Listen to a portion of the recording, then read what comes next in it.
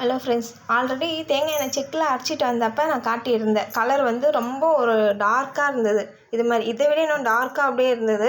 ஆனால் அது வந்துட்டு ப்யூரிஃபை பண்ணதுக்கப்புறம் வீடியோ போடுறேன்னு சொன்னல, அந்த வீடியோ தான் இது. பாருங்கள், இப்போ வந்து நல்லா ப்யூராக இருக்குது. இதை விட ப்யூர் ஆகாது போல் எண்ணெய். ஏன்னா வந்து 3 days நான் வெயிலில் வச்சுட்டேன். அப்பயும் வந்துட்டு அந்த கலர் சேஞ்ச் இல்லைன்றதுக்கப்புறம் கொஞ்சமாக அடியில் வந்து அந்த பிளாக்காக எண்ணெயில் உள்ள அந்த தண்ணி விட்டு தான் ஆட்டுறாங்க தேங்காய் எண்ணெய் செக்கில். அப்படி ஆட்டும்போது அந்த இது தண்ணியோட கசடெல்லாம் அடியில் தங்குது. அப்போ அந்த 3 நாள் வெயிலில் வந்து அந்த கசடு அடியில் தங்கிட்டு மேலே எண்ணெய் நிற்கிது. எண்ணெயும் அந்த கலர் வந்து சேஞ்ச் ஆகலை, லைட்டாக தான் சேஞ்ச் ஆகிருந்துச்சி. இது இந்த அளவுக்கு சேஞ்ச் ஆகிருக்கும்னு வச்சுக்கோங்களேன். இதை விட இன்னும் சேஞ்ச் ஆகாமல் தான் இருந்தது. அதுக்கப்புறம் கொண்டு வந்து 3 நாளுக்கு அப்புறம் நான் கடாயில் விட்டு, இந்த பெரிய கடாயில் விட்டு நல்லா எண்ணெயை மெதுவாக சிம்லே வச்சு நல்லா சூடாகிற அந்த ஆவி கொஞ்சமாக ஆவி பறக்குது. ஆனால் கொதிக்க விடலை.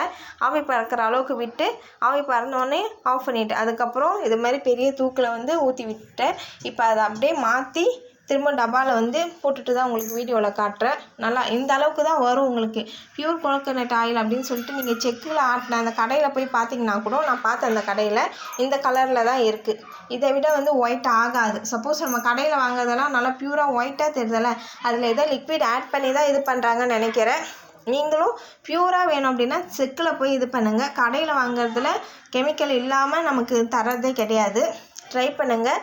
இது வந்து சிம்பிள் ப்ராசஸ் தான். நம்ம தேங்காய் வந்து அதிகமாக இருந்தால் வெயிலில் காய வச்சு அந்த தேங்காயை எடுத்துகிட்டு போய் செக்கில் கொடுத்தாலே அவங்க ஆட்டி தந்ததுக்கப்புறம் அந்த ப்யூராக இருக்காது. அதுக்கப்புறம் அந்த ப்யூரிஃபை பண்ணுறது தான் நம்மளுக்கு கொஞ்சம் ஒரு 5 days எடுக்குது.